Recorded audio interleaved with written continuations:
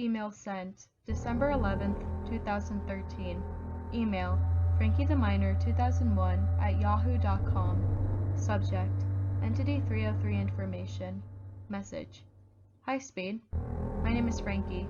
I'm a huge fan of Minecraft and I've been playing for about 2 years now. Every day after school, me and my friend, John, would always play on his private server. He was a bit of a noob at Minecraft, but since he was pretty rich, he decided to buy a private server so we could play multiplayer survival, along with my friends, Vincent and Brady. One day, we were all in a huge group Skype chat and we were working on a huge survival city that we were in the process of building for at least 8 months. We were really proud with how it turned out. It was located in a desert, so we appropriately named our city Dry Bones. All of a sudden, while we all went to grab supplies to finish the hotel that we were working on, John noticed something strange in the chat.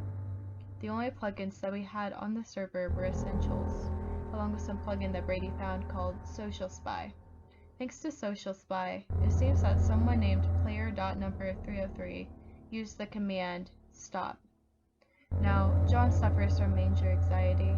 I've known him since preschool, and he's always been a really insecure person, so when he saw that a so-called non-existent player tried to shut down the server, he immediately thought that it was a hacker. At first, I thought it was just a bug or something and that he was being paranoid, but I reminded myself that this was a private server. I set up the plugins for him and such, and I kept his server whitelisted, since he didn't know how. There is no way anyone can join except us. I checked the server control panel, and it showed we were the only ones on the server.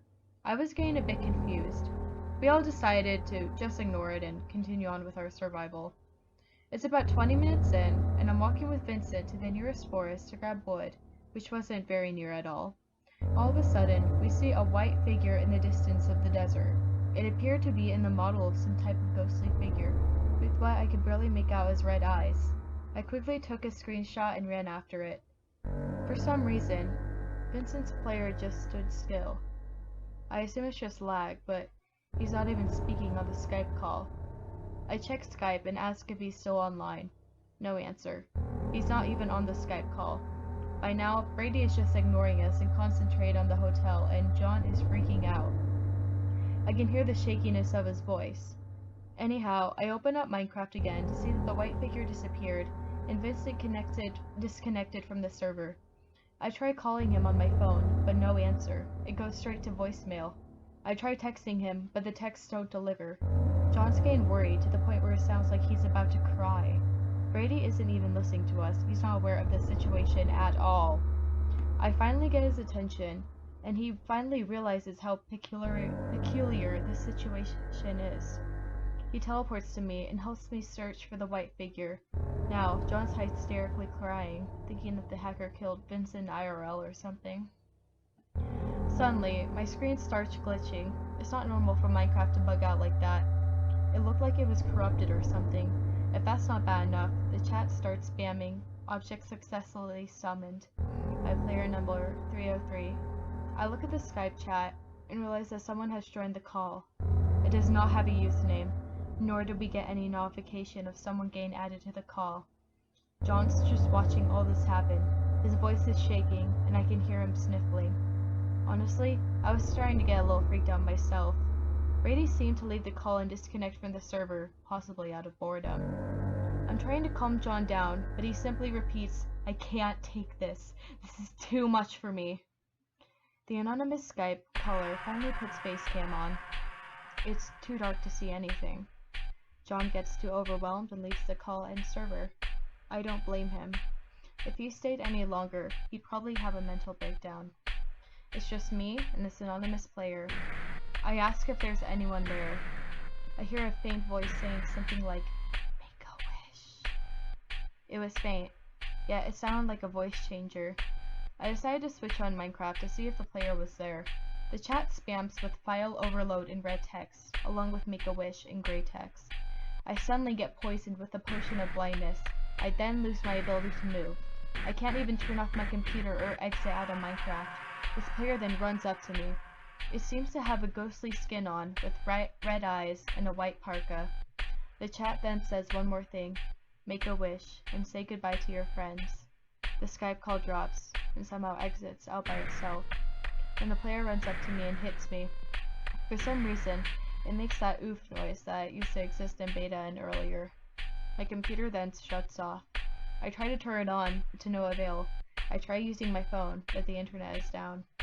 I wait about 3 hours before turning on my computer. The desktop wallpaper was changed to green coating, probably hex. I then realized that literally everything except the recycling bin was deleted from my PC. I turn off my computer and use my laptop. I try calling John, but he doesn't answer. The same goes with Vincent and Brady. I decide to just go to bed and go to school the next day to speak with John and the others the next day. I go to school the next morning, and Brady is the only one to show up. He says that Vin and John's parents called his parents and asked if John or Vin are at his house. Apparently, they went missing. There was no sign of them, and the police came to their houses and checked to see if there were any clues on where they were. There were no results. I decide to ditch school and walk to John's house to see if he's still there. I see his mother sitting on the steps, crying. I ask if she's okay, and she says that John apparently committed suicide. Not in the house, most likely snuck out to end his life.